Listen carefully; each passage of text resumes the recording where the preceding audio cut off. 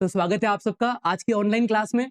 हमारे जो बैच का हमने नाम रखा है उसका नाम है वॉरियर बैच, क्योंकि आप जो है वो कंपटीशन की तैयारी कर रहे हो, तो आप जो है वो किसी वॉरियर किसी योद्धा से जो है वो कम नहीं हो। अब बात करते हैं अपने टॉपिक पे, ठीक है, हिस्ट्री पे। हिस्ट्री जब हम पढ़ने जाते हैं ना, तो नाम सुनते ही जो है एक बोरिंग सी वाइब आ जाती है ना, पता नहीं क्यों। लेकिन हिस्ट्री से ज्यादा फैसिनेटिंग सब्जेक्ट जो है वो कोई और मुझे नहीं लगता है, ठीक है। तो जिस वे से हम पढ़ेंगे तो सेम एज इट इज आपको भी जो है वो फैसिनेटिंग धीरे धीरे लगने लग जाएगा, ठीक है। तो स्टार्ट करते हैं, चलिए। जो शब्द है इतिहास, है ना, इसको इंग्लिश में क्या कहते हैं? हिस्ट्री। ये जो है वो चीज क्लियर है कि इतिहास को इंग्लिश में क्या कहते हैं? हिस्ट्री। लेकिन ये जो शब्द है हिस्ट्री, वो जो है खुद आपके ग्रीक भाषा के शब्द हिस्टोरिया से लिया गया है। कहां से? हिस्टोरिया, ठीक है, जिसका मतलब क्या होता है? जानना या फिर खोजना, जानना या खोजना। और जो शब्द है इतिहास, वो खुद आपके संस्कृत भाषा से लिया गया है। अब ये जो शब्द है इतिहास, वो आपके लिया गया है संस्कृत भाषा से, ठीक है। और अगर हम इसका संधि विच्छेद करते हैं तो क्या होगा? इति प्लस ह प्लस आस। इति का मतलब ऐसा ही, ह यानी निश्चित रूप से, और आस यानी हा, यानी कि ऐसा ही निश्चित रूप से हुआ था। इतिहास के जो फादर हैं उसके रूप में हम किसको जानते हैं? हेरोडोटस को। अब हेरोडोटस को ही हम जो भी इतिहास के फादर या इतिहास के जनक के रूप में क्यों जानते हैं? क्योंकि ये जो है वो पहला व्यक्ति था जिसने साल 500 जो है वो ईसा पूर्व में मानव के जो विचार हैं और जो कार्य हैं उनको जो है वो क्रमबद्ध रूप दे दिया था, ठीक है। इसलिए जो है वो इतिहास के जनक या फादर के रूप में किसको जानते हैं? हेरोडोटस, ठीक है। अब देखिए इतिहास का जो अध्ययन है वो क्यों महत्वपूर्ण है, या फिर जो है वो हम इतिहास क्यों पढ़ते हैं। और यहाँ पे आप एक फोटो देखोगे तो यहाँ पे एक फोटो दी गई है क्रिस्टोफस जो है वो सिलेरियस की। ये व्यक्ति कौन था? ये वो पहला व्यक्ति था, जर्मन इतिहासकार था, जिसने जो है वो पहली बार इतिहास को 3 भागों में बांटा था। पता है ना आपको? सबसे पहले एंशिएंट, फिर आता है आपका मिडिवल, और फिर आपके मॉडर्न। हिंदी में बोलेंगे तो पुरातन, उसके बाद आएगा आपके मध्यकाल, फिर आएगा आपके आधुनिक। इतिहास का अध्ययन क्यों महत्वपूर्ण है? सबसे पहला जो पॉइंट है वो है आपके अतीत से सीख, ठीक है। इतिहास जो है वो सिर्फ पुरानी घटनाओं का अध्ययन नहीं है, बात समझ रहे हो आप? जबकि इतिहास जो है पुरानी घटनाओं का अध्ययन नहीं है, एक भविष्य को सुधारने का माध्यम है। ये आपको बताता है कि आपके पूर्वजों ने क्या गलतियां की और उनकी क्या सफलताएं थी। सेकंड पॉइंट, ये आपको बताता है कि युद्ध के जो है वो क्या परिणाम होते हैं और शांति की जो है वो क्या कीमत होती है, ठीक है। सेकंड पॉइंट देखिए, पहचान और जड़ें। हर समाज की, हर व्यक्ति की अपनी क्या होती है? एक खुद की संस्कृति होती है, नियम होते हैं, परंपराएं होती है, कुछ कानून होते हैं, कायदे होते हैं, ठीक है। तो इतिहास हमको बताता है कि हम जो है वो कहां से आए हैं और आज हम जैसे हैं वैसे क्यों हैं, ठीक है। फॉर एग्जाम्पल लेते हैं कि अगर हमको भारत के संविधान के बारे में जानकारी प्राप्त करनी है तो हमको भारत का जो है वो स्वाधीनता संग्राम पहले अपने को पढ़ना होगा। जब तक आप भारत का स्वाधीनता संग्राम आप नहीं पढ़ोगे तब तक आपको भारत का संविधान समझ में नहीं आएगा। सेकेंड चीज, अगर आपको किसी दो देशों के बीच में विवाद का अगर आपको अध्ययन करना है, जैसे कि एग्जांपल लेते हैं भारत और पाकिस्तान का, है ना, आज इन दो देशों की बिल्कुल नहीं बनती है, तो इसका कारण क्या है? इसका कारण जानने के लिए आपको जानना पड़ेगा, हिस्ट्री में जाना पड़ेगा, पिछले समय में जाना पड़ेगा कि क्यों इन देशों का पार्टीशन हुआ, और पार्टीशन हुआ तो क्यों हुआ, ठीक है। और आज जो भी इन देशों की जो भी हालात है वो इन देशों के हालात क्यों हैं, या फिर इन देशों की जो है वो आपस में क्यों नहीं बनती है। अगला पॉइंट देखिए, निर्णय लेने की क्षमता और आलोचनात्मक सोच। जब आप इतिहास को पढ़ना स्टार्ट करोगे ना तो आप दुनिया को उस नजर से नहीं देख पाओगे जैसा आप पहले देखते थे। ये आपका सोचने का नजरिया बदल देगा। समझ रहे हो मेरी बात को? ठीक है। सेकंड पॉइंट क्या है इसके, कि आप जब किसी चीज के बारे में जानकारी इकट्ठा करोगे या जब आपके पास कोई न्यूज आएगी ना तो आप उस पर जो है वो अंधाधुंध विश्वास नहीं करोगे, क्योंकि इतिहास हमें क्या बताता है कि पहले जो है वो आप साक्ष्यों का अध्ययन करो और उसके बाद जो उस बात पर विश्वास करो। और लास्टवा पॉइंट क्या कह रहा है आपके? परिवर्तन और निरंतरता। इतिहास से हमने एक बात सीखी है, वो ये सीखी है कि जो है वो समय कभी भी सेम नहीं रहता है, परिवर्तनशील होता है। एग्जाम्पल के तौर पे पहले जंगलों में रहते थे आदि मानव, ठीक है। फिर मनुष्य ने क्या किया? सुरक्षा की दृष्टि से ग्रुप में रहना स्टार्ट किया, परिवार की शुरुआत हुई, परिवार के बाद जो है वो आपके समाज बना। तो देखो तो इतिहास से हमने एक बात जो सीखी है कि समय जो है वो आपके निश्चित नहीं रहता है, वो परिवर्तनशील रहता है। ठीक है, सबसे पहले क्या रहती है? मोनार्की। ये मैंने आपको बात बताई थी, याद है? सबसे पहले राजा या रानी का रूल चलता है, मोनार्की चलती है। फिर जब इनके हाथ में पावर आता है तो ये लोग क्या, एक निरंकुश शासन अपनाने लग जाते हैं, लोगों पर जो है वो मनमानी करने लग जाते हैं। उसके बाद कुछ ऐसे लोग होते हैं जिनके पास में जो है वो नॉलेज आने लग जाती है, पढ़ने लिखने लग जाते हैं। अब जब ये लोग पढ़ने लिखने लग जाते हैं तो इनको लगता है कि हमारे ऊपर अत्याचार हो रहा है, तो क्यों हो रहा है? तो ये क्या करते हैं कि जो शासन है, जो सत्ता है, वो अपने हाथ में ले लेते हैं, जिससे शुरुआत होती है किसकी? क्रांति की। ठीक है, और उसके बाद जो है वो आपके आता है इन पढ़े लिखे लोगों का शासन। जैसे कि इंडिया में देख लो, आज जब ये पढ़े लिखे लोग हैं, इनके हाथ में जब ये पावर है, अब जब ये भी अपनी मनमानी करने लग जाएंगे तो सत्ता फिर से क्या हो जाएगी? चेंज। इसका करंट एग्जाम्पल है नेपाल। याद है आपको? नेपाल में जो है वो जेनजी कहते हैं हम जिनको, है ना, जो आपके एक यंगस्टर, जो आपके आपके ही जो है वो उम्र के जो लोग हैं, उन्होंने क्या कर दी? पूरी सरकार जो है वो पलट दी। क्यों? क्योंकि उनको ये लग रहा था कि उनकी जो सरकार है वो बरोबर काम नहीं कर रही है। ठीक है, तो इस तरह से जो है वो हालात जो है वो सेम नहीं रहते, चेंज होते रहते हैं। तो इतिहास हमें ये सिखाता है कि बदलते हुए समय के साथ अपने आप को कैसे ढालना है। ठीक है, चलिए अगला पॉइंट। अब देखिए इतिहास के स्रोत क्या है ना? हमारे पूर्वजों ने हमारे लिए कुछ चीजें पीछे छोड़ी है, और यही चीजें जो हैं वो हमारे लिए इतिहास के स्रोत का काम करती है। फॉर एग्जाम्पल बताइए, कोई इतिहास के स्रोत बताइए। पुराने सिक्के, है ना, पुराने स्मारक, पुराने मटके, आभूषण, औजार, ये सारी चीजें क्या है? इतिहास के स्रोत है ना? लेकिन हम जो है वो क्या करते हैं, इनको अलग अलग पार्ट में डिवाइड करते हैं। ठीक है, अब देखिए सबसे पहले, अब देखिए इतिहास के स्रोत क्या है? सिक्के, पुराने औजार, है ना, पांडुलिपियां, शिलालेख, मृदभांड और स्मारक, है ना, ये सारे जो हैं वो आपके क्या है? इतिहास के स्रोत है। हाँ, ये पता चलेगा विद डेफिनेशन, पता चलेगा आगे। मटका, मृदभांड यानी क्या होता है? मटका। ठीक है, चलिए आगे देखते हैं। सबसे पहले आते हैं आपके पुरातात्विक स्रोत, जिसको इंग्लिश में क्या कहते हैं?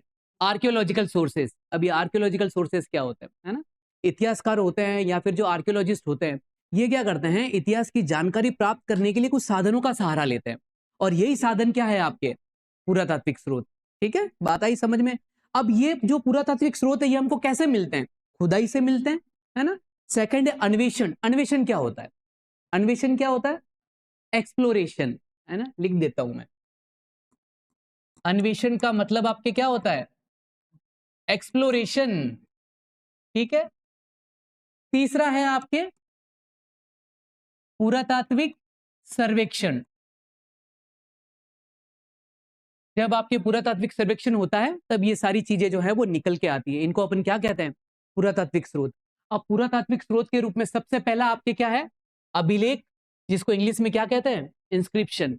अभिलेख के इंस्क्रिप्शन क्या होते थे? ये वो थे जो आपके पत्थरों पर या तांबे की स्लेटों पर जो है वो लिखे जाते थे। अब यहाँ पे क्वेश्चन ये बनता है कि ये जो है वो पत्थरों पर और तांबे की स्लेटों पर क्यों लिखे जाते थे? आइडिया लगाओ थोड़ा। नहीं, पेपर और लकड़ी ज्यादा ड्यूरेबल नहीं थी, ज्यादा समय तक नहीं चल सकती थी, इसलिए लोग जो है वो क्या करते थे? तांबे की स्लेटों पर या फिर जो है वो आपके पत्थरों पर जो है वो आपके क्या करते थे कि अपने जो है, अब इसके अंदर जो है मैटर क्या होता था? लिखते क्या थे? क्या इसके अंदर क्या चीजें लिखी जाती थी? हो सकता है कोई राजा का फरमान हो, है ना, राजा का आदेश हो, जनता को कोई चीजें जो है वो पालन करवाना हो। सेकंड पॉइंट क्या हो सकता है? अगर कोई जमीन जो है वो दान दी गई है।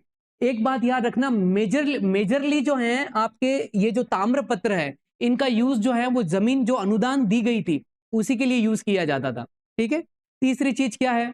राजा की उपलब्धियां हैं, कितनी लड़ाइयां जीती हैं, क्या अच्छे काम किए हैं, उसके लिए जो है वो इंस्क्रिप्शन का यूज किया जाता था।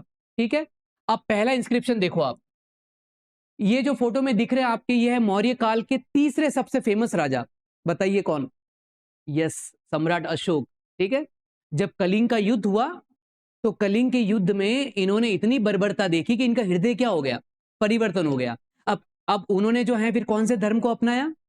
बौद्ध धर्म को। ठीक है, उसके बाद जो है उन्होंने देश भर में जगह जगह स्तूप बनवाए, शिलालेख बनवाए, अभिलेख बनवाए। ठीक है, उसमें से दो फेमस बहुत है, एक तो है सांची का स्तूप, जो किसने बनाया था? सम्राट अशोक ने। और सांची का अभिलेख, ये भी आपके बहुत ज्यादा फेमस है। ठीक है, सेकंड आप देखोगे तो ये आपके एक जो है प्रयाग प्रशस्ति, है ना, नाम सुना है प्रयाग प्रशस्ति, किसने लिखा था? प्रयाग प्रशस्ति आपके लिखा था हरिसेन ने। किसने? हरिसेन ने। और किसके समकालीन था वो? हरिसेन किसके समकालीन था बताइए? सम्राट समुद्रगुप्त के। याद है? हरिसेन जो था वो सम्राट समुद्रगुप्त के समकालीन था, है ना। तो उसने जो प्रयाग प्रशस्ति लिखी तो उसने जो है वो सम्राट जो समुद्रगुप्त है उसकी उपलब्धियों के बारे में बताया। ठीक है, तो ये थे आपके क्या? अभिलेख, जिसको इंग्लिश में क्या कहते हैं? इंस्क्रिप्शन। आगे बढ़ते हैं। हाँ, अब देखिए सिक्के, है ना। अब सिक्के जो हैं इनसे हमें क्या पता चलता है? एक अगर पुराना सिक्का आपको मिलता है तो उसको देख के आपके मन में क्या विचार आएगा? बताइए। पहला तो ये आएगा, किसने बनाया? सेकंड, क्यों बनाया? तीसरा, कहां बनाया? है ना। और उसपे जो है वो क्या छपा हुआ है, क्या लिखा हुआ है, कौन सी जो है वो जानकारी मिल रही है, ये सारे जो क्वेश्चन एक सिक्के को देख के आपके दिमाग में आते हैं। ठीक है, देखिए सबसे पहले जो सिक्कों में हम एग्जाम्पल ले रहे हैं वो है सिंधु घाटी सभ्यता, है ना। बहुत जो है वो फैसिनेटिंग जो है ये कॉइन है ना, सिक्का है। लेकिन इसका जो यूज है वो आपके क्रय विक्रय के लिए नहीं किया जाता था। इनका यूज किया जाता था जो व्यापार के जो पैकेट हैं उन पर जो है वो सील लगाने के लिए या ताबीज के रूप में। ठीक है, और ये आपके बना हुआ था टेटाइट नाम के पत्थरों से। ठीक है, और ये जो आप तस्वीर में देख रहे हो ना, ये जो है वो एक आदि योगी की जो है वो क्या कहते हैं तस्वीर है ना, जिनका रिजेंबल जो है वो माना जाता है आज के हमारे शिव जी से। समझ में आया? इसमें एक योगी जो है वो आपको दिख रहा है जो बहुत ही कॉम्प्लेक्स एक योगा की पोजीशन में बैठा हुआ है। और आज के अच्छे से अच्छे जो लोग योगा करते हैं ना वो भी जो है ये पोजीशन फॉलो नहीं कर पाते। समझ में आ रही है आपको ये बात? आप देखो, आप समझ रहे हो? हाँ, पंजों पर जो है बैलेंस बनाया हुआ है। नहीं, बहुत कॉम्प्लेक्स पोजीशन है ये, है ना। तो योगा जो है वो आपकी कोई नया जो है कोई नई बात नहीं है, ये सिंधु घाटी सभ्यता से जो है वो चला आ रहा है। ठीक है, सेकंड उसके बाद आते हैं आपके जनपद और महाजनपद के सिक्के। ठीक है, इनको कहा जाता था पंचमार्क सिक्के। क्या कहा जाता था? पंचमार्क सिक्के। ठीक है, सबसे पहले इनको जो है वो आपके ट्रेड गिल्ड ने जारी किया था। अब ट्रेड गिल्ड क्या होती है बताइए? ट्रेड गिल्ड यानी कि व्यापारियों का जो समूह होता है ना, उन्होंने जारी किया था। उसके बाद जो है वो आपके राज्यों ने अपनाया। ठीक है, उसके बाद आपके आते हैं मौर्य काल के बाद का काल, या फिर जो है वो जो मौर्य वंश है उनके बाद का काल। अब ये जो है वो बहुत इंटरेस्टिंग काल है क्योंकि इसी में जो है वो आपके एक प्रॉपर राजवंशीय जो है वो सिक्के जारी होने स्टार्ट हो गए थे। ठीक है, देख सकते हो आप, है ना। प्रॉपर जो है वो राजवंशीय सिक्के जो है वो आपके जारी होने इसमें स्टार्ट हो गए थे। ठीक है, अब उसके बाद जो आपके आते हैं कुषाण सिक्के। कुषाण जो सिक्के हैं वो सब देखिए, भारत में हम अक्सर क्या पढ़ते आए पता है कि सोने के सिक्के जो हैं वो जारी भारत में किसने किए सबसे पहले? हम नॉर्मली नहीं, हम जब पढ़ते आए तो हमने बुक्स वगैरह में क्या पढ़ा है कि गुप्त काल में सोने के सिक्के जारी हुए? नहीं, गुप्त काल में सबसे पहले सोने के सिक्के जारी नहीं हुए। सोने के सिक्के जारी करने वाला जो पहला साम्राज्य था वो था आपके कुषाण साम्राज्य था। और सबसे पहले जिस राजा ने सोने के सिक्के जारी किए थे वो था आपके विम कटफिसेस। और ये जो आप फोटो देख रहे हो आप, ये उसी विम कटफिसेस का है। ठीक है, सबसे पहले भारत में सोने के सिक्के जारी करने वाला जो साम्राज्य था, भारतीय साम्राज्य, वो था आपके कुषाण साम्राज्य। उसके यस, गोल्ड कॉइन, सोने के सिक्कों की ही बात कर रहा हूं मैं। ठीक है, अब उसके बाद देखिए, उसके बाद आपके आते हैं पश्चिमी क्षत्रप के सिक्के। नाम सुन के कंफ्यूज नहीं होना है, ये जो है वो आपके शक जो वंश था ना उसके सिक्के। तो पहला नाम देखिए आप, क्या है? रुद्र सिंह फर्स्ट। रुद्र सिंह फर्स्ट, है ना। ये भी जो है वो शक वंश का जो है वो राजा था। ठीक है, और इसका आप सिक्का देखोगे ना आप, ठीक है। अब ये सिक्के जो हैं वो अपने आप में इतनी इंपॉर्टेंस क्यों रखते हैं पता है? क्योंकि शक जो, जैसे हमने क्या पढ़ा कि भारत में सोने के सिक्के जो हैं वो जारी करने वाला पहला भारतीय साम्राज्य कौन सा था? कुषाण साम्राज्य। लेकिन विथ डेट के साथ सिक्के जारी करने वाला पहला साम्राज्य जो बना वो आपके बना शक साम्राज्य। ठीक है, डेट के साथ भारत में सबसे पहले सिक्के किसने जारी किए? शक साम्राज्य ने जो है वो आपके जारी किए। अब इसमें देखिए रुद्र सिंह फर्स्ट, उसके बाद हम देखेंगे वीरदमन। ठीक है, अब इसका सिक्का आप देखोगे ना तो इस सिक्के के दो पहलू है ना, अगला भाग और पिछला भाग। आगे भाग में देखोगे तो राजा ने किस और मुंह किया हुआ है, दाहिनी भाग में, ठीक है। और उसका पिछला हिस्सा देखोगे ना आप, तो आपके एक पहाड़ी का फोटो दिखेगा, 3 जो है वो मेहराब वाली पहाड़ी। इसके जस्ट ऊपर देखोगे तो एक अर्धचंद्र है, और उसके नीचे नीचे जाओगे ना आपके, तो देखो ये दिख रहा है आपके, है ना, एक बहती हुई जो है वो नदी का फोटो आपको मिलेगा, ठीक है। अब उसके बाद आते हैं आपके गुप्त काल के सिक्के। कुषाण जो साम्राज्य था, उनके जो सिक्के थे, उनका असर जो है वो आपके गुप्त काल के सिक्कों पर देखने को मिलता है। बहुत सिमिलरिटी है दोनों में, लेकिन चेंज क्या है पता है, गुप्त काल के जो सिक्के हैं वो साइज में क्या हो गए थे, बड़े हो गए थे, ठीक है। और इन्होंने जो है वो बड़े पैमाने पर जो है वो सोने के सिक्के जारी किए थे। इसलिए हम क्या मानते हैं कि भारत में सोने के सिक्के सबसे पहले किसने जारी किए, गुप्त साम्राज्य ने, जबकि गुप्त साम्राज्य ने जारी नहीं किए थे। किसने जारी किए थे, कुषाण साम्राज्य ने जारी किए थे, ठीक है। अब देखिए गुप्त काल के जो सिक्के हैं, है ना, इनमें जो है वो राजाओं को जो है अलग अलग जो है वो क्रियाएं करते हुए बताए हुए, जैसे यहाँ पे देखिए, है ना, किंग एज हॉर्समैन, राजा को जो है वो घुड़सवारी करते हुए बताया गया है। सेकंड में किंग एज लायन स्लेयर, राजाओं को जो है वो शेर का शिकार करते हुए बताया हुआ है। और तीसरा सिक्का देखेंगे ना, किंग एंड क्वीन, जिसमें राजा के साथ साथ जो है वो रानी का भी आपके फोटो होता था, ठीक है। और इसमें बहुत सारी जो है वो जो क्रियाएं होती थी, जैसे कि शादी के कोई समारोह हो गए, वो भी इनके अंदर छापे जाते थे। अश्वमेध यज्ञ होता था। अश्वमेध यज्ञ पता है क्या होता था, पता है ना, यस। राजा जो है अपने साम्राज्य के विस्तार के लिए घोड़ा छोड़ता था, ठीक है। और अगर उस घोड़े को किसी ने पकड़ लिया तो उसका सीधा मतलब था कि वो उस राजा को क्या कर रहा है, चैलेंज कर रहा है, ठीक है। तो जहां तक वो घोड़ा जाता था और अगर उसको कोई रोकता नहीं था, तो वो सीमाएं उस राज्य के साम्राज्य के अंदर आती जाती थी, ठीक है। तो अश्वमेध जो यज्ञ होते थे वो भी इन सिक्कों पर छापे जाते थे, ठीक है। राजा की जो उपलब्धियां होती थी वो भी इन सिक्कों पर छापी जाती थी। आगे देखते हैं। हाँ, एक चीज जो है मैं बताना भूल गया कि गुप्त काल में जो सिक्के जारी किए गए थे, है ना, इनको कहा जाता था दिनार। क्या कहा जाता था, दिनार कहा जाता था, है ना। आगे बढ़ते हैं। अब देखिए, अब आते हैं आपके क्या, स्मारक और भवन, जिसको इंग्लिश में क्या कहते हैं, मॉन्यूमेंट्स एंड बिल्डिंग। इसके अंदर आपके पुराने किले, बावड़िया, तालाब, खंडर, स्मारक, है ना, ये सारी चीजें जो है वो आपके इसके अंदर आ जाती है, ठीक है। जैसे ये फोटो देखिए आप, कौन सी सभ्यता की याद दिलाता है, सिंधु घाटी सभ्यता की जो है वो याद दिलाता है, ठीक है। सेकंड देखोगे क्या दिख रहा है फोटो में, एक आपको बावड़ी जो है वो दिख रही है, ठीक है। तीसरा फोटो देखोगे, एक किला दिख रहा है आपको, और एक आपके मंदिर भी दिख रहा है, ठीक है। मंदिर है, मस्जिद है, चाहे चर्च भी क्यों ना हो जाए या गुरुद्वारा ही क्यों ना हो जाए, ठीक है। ये भी जो है वो आपके किसके अंदर गिने जाते हैं, स्मारक और भवन के अंदर, ठीक है। अब जब हम राजस्थान के किलों के बारे में पढ़ेंगे ना, तब विद डिटेल हम स्टडी करेंगे, ठीक है। ये तो हम क्या कर रहे हैं कि स्रोतों को अलग अलग प्रकार में बांट रहे हैं, ठीक है। आगे बढ़ते हैं। अब आता है आपके मूर्तियां और चित्रकला, जिसको इंग्लिश में क्या कहते हैं, स्कल्पचर एंड आर्ट। अब ये क्या बताते हैं, ये आपके उस समय की जो है वो संस्कृति और उस समय की कला के बारे में बताते हैं। जैसे ये फोटो देख रहे हो आप, ये नृत्य का फोटो देख रहे हो आप, ये पता है कितने साल पुरानी है, 4500 साल पुरानी है ना। और इसका द डांसिंग गर्ल इस नाम से जो है ये आपकी मूर्ति जो है वो फेमस है ना। सबसे पहले ये मूर्ति मिली थी 1926 में, मिली थी कहां पे, मोहनजोदारो में।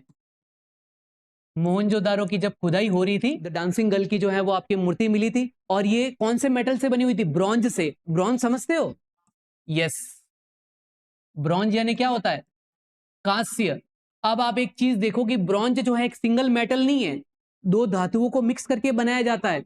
तो सोचो आप कि ये जो सभ्यता है वो कितनी एडवांस होगी कि उसने जो है वो 2 धातुओं को पिघलाना और उसको मिक्स करना सीख लिया था। सेकंड, आप जो फोटोग्राफ देख रहे हो ना, ये आपके भीमबेटका की पेंटिंग्स है ना। कितने साल पुरानी लग रही है आपको, एक गेस करो आप। ये है 30,000 साल पुरानी। कितने, 30,000 साल पुरानी जो है वो आपके, लिख देता हूं मैं यहां पे, इंडिया के मध्य प्रदेश में जो भीमबेटका की गुफा है, वहां पे 30,000 साल पुरानी ये पेंटिंग्स है, ठीक है। टोटल गुफाएं जो है वो कितनी है, लगभग जो है वो 700 गुफाएं हैं यहाँ पे, 700 गुफाएं हैं। और उनमें से जो है वो 400, लगभग जो है वो 400 गुफाओं में जो है आपके ये जो है वो पेंटिंग्स मिली है। ठीक है, 400 से ज्यादा गुफाओं में ये पेंटिंग्स मिली है और नेचुरल कलर का यूज किया गया है। और पेंट ब्रश के लिए क्या यूज करते थे, सुअर के बाल वगैरह, ऐसी चीजें जो है वो पेंट ब्रश के लिए यूज की गई है। पर सोचो आपके 30,000 साल से भी ये आपके पेंटिंग्स वैसी की वैसी बनी हुई है। ठीक है, तो ये क्या बताती है कि आज से 30,000 साल पहले भी जो है वो इंसान को पेंटिंग का नॉलेज था। और अब आता है आपके प्राचीन कलाकृतियां, जिसको कहते हैं ओल्ड आर्टिफैक्ट। ये आपके कहां से मिलती है, जमीन में दबी हुई। ठीक है, जब खुदाई करते हैं ना, एक्सप्लोरेशन करते हैं, तो ये सारी चीजें जो है वो जमीन के अंदर से निकलती है। जैसे मैंने आपको जस्ट पीछे के आपके एक मूर्ति बताई थी कि, है ना, वो भी किसके अंदर आएगा, आर्टिफैक्ट्स के अंदर ही आएगा। मटके वगैरह किसके अंदर आएंगे, आर्टिफैक्ट्स के अंदर ही आएंगे। आभूषण आर्टिफैक्ट्स के अंदर। अब आता है आपके साहित्यिक स्रोत, जिसको इंग्लिश में क्या कहते हैं, लिटरेरी सोर्स। ये आपके हाथ से लिखे गए सोर्स है ना, लिख देता हूं मैं, हाथों से लिखे गए दस्तावेज। सबसे पहले हम इसके अंदर पढ़ेंगे धार्मिक साहित्य। नाम से ही क्लियर है, अगर धार्मिक साहित्य है तो किससे रिलेटेड है, धर्म से। ठीक है, तो सबसे पहले एग्जांपल लेते हैं वेदों का, है ना। सबसे पुराना वेद कौन सा है, ऋग्वेद। सबसे पुराना वेद कौन सा है, ऋग्वेद। कितने साल पुराना है, आज से लगभग 3,500 से जो है वो 4,000 वर्ष पुराना है ऋग्वेद। बात आई समझ में। ठीक है, टोटल वेद कितने हैं, 4। वेद का अर्थ क्या होता है, वेद का अर्थ ही होता है ज्ञान। बात आई समझ में, वेद का अर्थ ही क्या है, ज्ञान। 4 वेद हैं, ऋग्वेद, यजुर्वेद, सामवेद और अथर्ववेद, जिनमें से सबसे पुराना वेद कौन सा है, ऋग्वेद। ठीक है, उसके बाद आता है आपके उपनिषद। उपनिषद क्या होते हैं, एक डेफिनेशन होती है। उपनिषद का मतलब क्या होता है कि गुरु के समीप बैठ के निष्ठापूर्वक ज्ञान प्राप्त करना। समझ में आई बात को, डेफिनेशन लिख दूं मैं, गुरु के समीप बैठकर निष्ठापूर्वक ज्ञान प्राप्त करना। ठीक है, उपनिषद को भी हम किसके अंदर गिनेंगे, धार्मिक साहित्य के अंदर। ठीक है, उसके बाद आते हैं आपके जैन ग्रंथ और बौद्ध ग्रंथ। ठीक है, जैन ग्रंथ और बौद्ध ग्रंथ।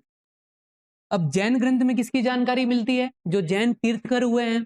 चलो मेरे को ये बताइए कि जैन धर्म का सबसे पहला तीर्थकर कौन था, नहीं, वो 24वें तीर्थकर थे। महावीर स्वामी जो हैं वो जैन धर्म के 24वें तीर्थकर थे। उसके बाद आते हैं आपके बौद्ध ग्रंथ। इनको कहा जाता है आपके त्रिपीटक। क्या कहा जाता है, त्रिपीटक, है ना, बहुत ही ज्यादा फेमस है। सबसे पहला आता है आपके सुत्त पीटक,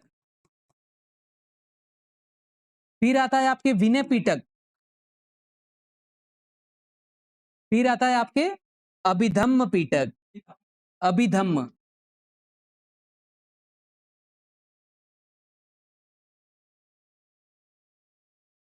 ठीक है। अब सुत्त पिटक के अंदर क्या जानकारी मिलती है, भगवान जो बुद्ध हैं इनके उपदेश। ठीक है,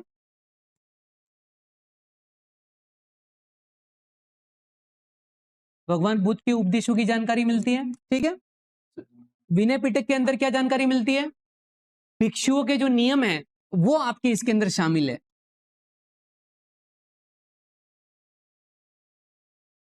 ठीक है, लास्ट में बचता है आपके अभिधम्म पिटक, जिसके अंदर दार्शनिक व्याख्या है।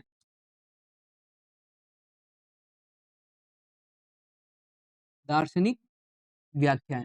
ठीक है, इन तीनों को सम्मिलित रूप में हम क्या कहते हैं, त्रिपीटक। ठीक है, याद करना है कौन कौन से, सुत्त पीटक, विनय पीटक, अभिधम्म पीटक। विनय पीटक के अंदर जो है वो आपके क्या आते हैं, भिक्षुओं के नियम है। सुत्त पीटक के अंदर भगवान बुद्ध के उपदेश हैं, और अभिधम्म पीटक के अंदर क्या है, दार्शनिक व्याख्याएं की गई है। इन सबको हम सम्मिलित रूप में क्या कहते हैं, धार्मिक साहित्य कहते हैं। क्योंकि इनका लेना देना ही किससे है, धर्म से है। ठीक है, अगले जो है वो है आपके साहित्यिक स्रोत, जिसको इंग्लिश में क्या कहते हैं, लिटरेरी सोर्सेस। ठीक है, ये वो है जिसमें आपकी किसी की जीवनियां शामिल हो सकती है, किसी की आत्मकथा शामिल हो सकती है, और किसी यात्रियों के आपके विवरण भी शामिल हो सकते हैं। ठीक है, तो हम पहला एग्जाम्पल लेते हैं, जो है आपके अर्थशास्त्र। ठीक है, ये बुक किसने लिखी थी, ये ग्रंथ किसने लिखा था, चाणक्य ने। और मैंने आपको एक बात बताई थी कि जो चाणक्य है इसको हम एक और नाम से जानते हैं। किस नाम से? कौटिल्य के नाम से। और एक और नाम है, बताइए। कौटिल्य और विष्णुगुप्त, ठीक है, विष्णुगुप्त के नाम से। और जो है ये कौन से सम्राट के जो है वो प्रधानमंत्री थे? सम्राट चंद्रगुप्त मौर्य के, ठीक है। अब अर्थशास्त्र में जो है वो मौर्यकालीन जो है वो प्रशासन की जानकारी मिलती है। और एक और चीज मैंने आपको बताई थी कि ये जो आप जो है हर्षचरित है ना, इसका आप जो है वो फोटो देख रहे हो। अब हर्षचरित की जो है वो रचना किसने की थी? हर्षचरित की रचना की थी बाणभट्ट ने। किसने की थी? बाणभट्ट ने, ठीक है। और बाणभट्ट जो है इसने हर्षचरित जो है वो कौन से राजा के ऊपर लिखा था? वो लिखा था सम्राट हर्षवर्धन के ऊपर। सम्राट हर्षवर्धन, ठीक है। हर्षचरित जो है वो लिखा था आपके बाणभट्ट ने। बाणभट्ट ने जो है वो हर्षचरित सम्राट जो है वो हर्षवर्धन के ऊपर लिखा था। भाषा कौन सी थी इसकी? संस्कृत। इसमें जो है वो सम्राट हर्षवर्धन की उपलब्धियों के बारे में बताया गया, उसकी विजयों के बारे में बताया गया, उसकी चारित्रिक विशेषताओं के बारे में बताया गया, ठीक है। तीसरा जो आप फोटो देख रहे हो वो है आपके बाबरनामा का, ठीक है। बाबरनामा को किस नाम से जाना जाता है? तुजुक ए बाबरी के नाम से भी जाना जाता है। तुजुक ए बाबरी, ठीक है। ये जो है वो बाबर की आत्मकथा है ना। ये भारत के जो है वो राजनीतिक जीवन के बारे में जानकारी देती है, भारत के पेड़ पौधे, भारत की नदियां, भारत के लोग, भारत के व्यापार, भारत का जो तत्कालीन समाज है उसके बारे में जानकारी देती है, ठीक है। और बाबर ने जो बाबरनामा है ये कौन सी लैंग्वेज में लिखा था? ये लिखा था चगताई तुर्की भाषा में। कौन सी भाषा में? चगताई तुर्की भाषा में, ठीक है। तो ये सारे, चाहे जो है आपके कौटिल्य का अर्थशास्त्र हो जाए, या जो है वो आपके बाणभट्ट का हर्षचरित हो जाए, या बाबर का बाबरनामा हो जाए, ये सारे किसके अंदर आते हैं? लौकिक या फिर धर्मनिरपेक्ष साहित्य। अब धर्मनिरपेक्ष साहित्य क्या है? जिनका धर्म से कोई लेना देना नहीं है। एग्जाम्पल के तौर पे देखिए, अगर जो है वो हम अर्थशास्त्र को पढ़ने जाए, है ना, तो अर्थशास्त्र में किसकी जानकारी मिलती है? मौर्यकालीन प्रशासन के बारे में। क्या धर्म के बारे में जानकारी मिल रही है? नहीं, होगी तो भी थोड़ी सी, ठीक है। हर्षचरित के बारे में पढ़ने जाए तो हर्षचरित में जो है वो सम्राट हर्षवर्धन के बारे में जानकारी मिलती है। और बाबरनामा के बारे में पढ़ने जाए तो बाबरनामे में भारत की जो है वो तत्कालीन स्थितियों के बारे में या तत्कालीन समाज के बारे में जानकारी मिलती है ना। तो ये चीज होती है यहाँ पे क्लियर। तो पार्ट 1 जो है वो यहाँ पे होता है एंड, ठीक है। और इस वीडियो के डिस्क्रिप्शन के नीचे आपको जो है वो कम्युनिटी लिंक मिल जाएगी, जो आपको जो है वो ज्वाइन करनी है, ठीक है। और हमारा जो यूट्यूब चैनल है वो नया है, तो आपको जो है वो सपोर्ट करना बहुत जरूरी है, तभी जो है वो हमारा चैनल ग्रो करेगा और हम जो है वो इसी तरह के नए नए वीडियो जो है वो आपके लिए लाया करेंगे, ठीक है। धन्यवाद।